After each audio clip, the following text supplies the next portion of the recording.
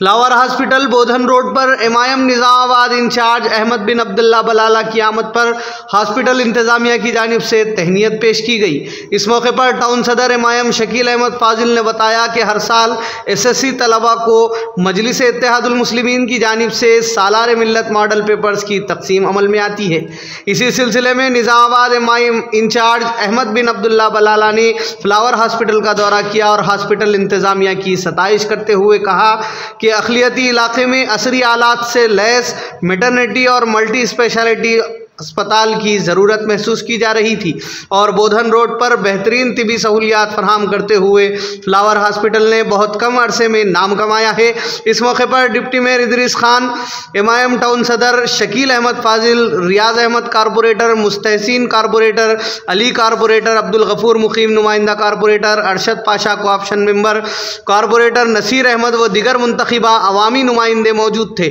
इस मौके पर फ्लावर हॉस्पिटल के gynaecologist doctor Sarovar Rahman, doctor Ravi Teja MD general medicine के अलावा हॉस्पिटल के डायरेक्टर्स मोहम्मद मोहसिन खान, सैयद मजहर, अब्दुल हकीम खबर, अब्दुल मलिक शारिक के अलावा स्टाफ व दीगर मौजूद थे।